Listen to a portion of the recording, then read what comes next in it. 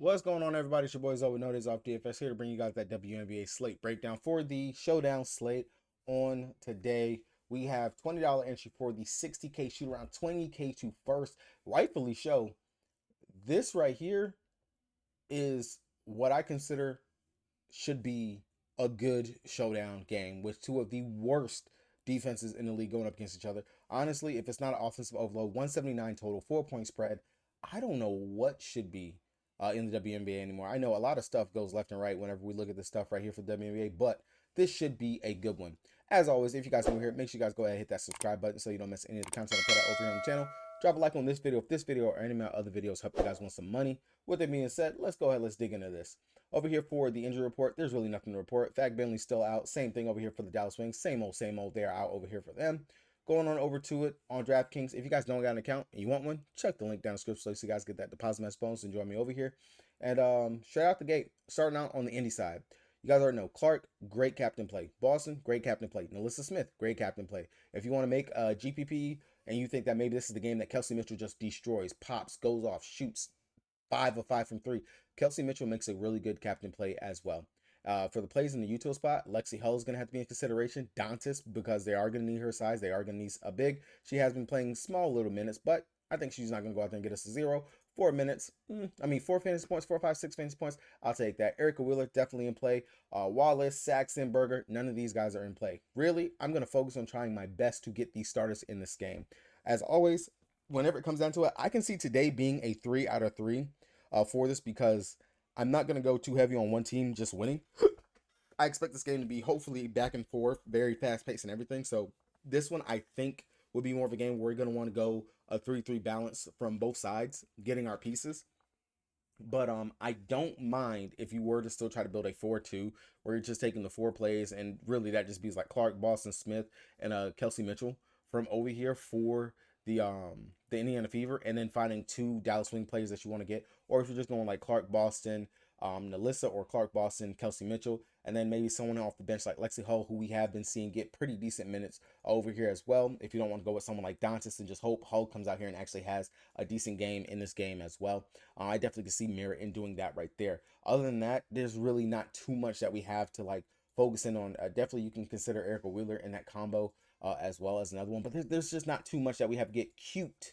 There's no reason to get cute on this slate over here. It's the same thing for the Dallas Wings. Enrique, Howard, Sims, Big T, and Kalani Brown. That's where we're going to want to be going back and forth on who is it that we're going to want to mainly focus and get into the line. Just simply because Big T, her minutes have been up and down, but typically whenever she is going up against her former team in the Indiana Fever, she does come out to play. She puts up a pretty good fantasy point per minute when she's out there. And we just got to hope Big T is going to be able to go out there and get her 25 minutes that she would normally get on a regular night basis. I can see a world where Big T is the captain player that you go with, but I'm going to be very honest. It's Enrique for me. This game screams Enrique dropping 25, maybe 30 points. It screams it to the top of his lungs. I honestly would be surprised if somehow, some way, Enrique goes out here and does not at least drop 20 to 25 points in this game. She should. This team, the Fever are a bad team all around. All around. But still, at the end of the day, Enrique is still Enrique. She still is a shooter. She has shot 2 of 15, 4 of 14, 4 of 13, 6 of 18. Last good game she had was where she shot 8 of 22. Her field goal efficiency has been putrid over the last several games. We know she's going to chuck it. She's going to go out there and play majority of the game. I really love the upside for Enrique here at that 9-2 price tag. And honestly, just taking her at the captain spot, 13-8. Of course, Clark, Boston, they're higher and more expensive than her. I really do like coming out here to just get Enrique. Like I said, I can see the world where my Dallas Wings win. I honestly do. So that's why I'm so heavy on that. Now, over here off the bench, I'm not gonna really mess too much with Billings. That's way too expensive for me over here. 5K. I don't want that. I'd rather maybe get some value from taking some of the other players over on the Indy side. But Billings, maybe you can mess with Uzan. I know they are still giving her small minutes right here, spotty minutes, but it's honestly just the starters when it comes to Enrique, Howard, Sims, Big T, Kalani Brown. Those would be the mains what I want to work in.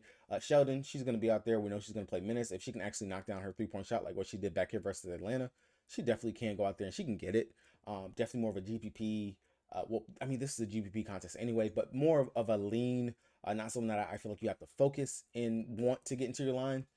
necessarily. But when it comes down to the bench, unless you want to take a zero, I really don't want to mess with anyone off of Dallas's bench at all whatsoever. The upside, the production from them is really just putrid outside of Kalani Brown, who is a pretty good fantasy point per minute producer when she is out there on the court. Like I said, this is straight up, straight to the point, short and sweet. Short and very, very sweet. If I was to start out a build, definitely this would be somewhere where I would start Arike, Katie, just because she is starting and she has been out there. She's been playing pretty consistent minutes out there in the starting rotation. If she can actually knock down those threes like what she has been, get a couple of rebounds and the assists over the last couple of games, she definitely isn't going to hurt us. Can go out there, hopefully can have a floor of about 20-ish fantasy points. And then Big T, hard to ignore at that price at 7,200. That's really a pretty nice price. It definitely leaves you some room to make some decisions in regards to what you want to go with, who's your other main player you want to get from over here on the Indiana Fever side, and then let you decide what value you want to get over here on the Dallas Wings. So really quick example build in regards to what I would take just starting out. Definitely might end up being my actual core, so it's a free core that you guys can run. But that's gonna be it for me, guys. Again, if you guys haven't already, make sure you guys hit that subscribe button so you don't miss any of the content putting out over the channel. I know that the WNBA is going to be going on a break. I will admit, over the next couple of days, I will be having some reaction videos in regards to a lot of the plays and stuff that we've had going on over here in the WNBA. I will be reacting to some of those things like that. I will still be posting more content in regards to tennis, since we are going to have to dig into some other things. Hopefully I can get my boy Easy on here so we can talk some MMA, but there will be content still coming from over here. I might end up having to focus more on prop plays and giving you guys some prop videos as well, just to be able to still pump out content for you guys. So definitely don't go anywhere. Don't worry. The WNBA will be back. Your boy will still be here giving out plays and giving out stuff of the sort. With that being said, it's your boy Zoe. Peace.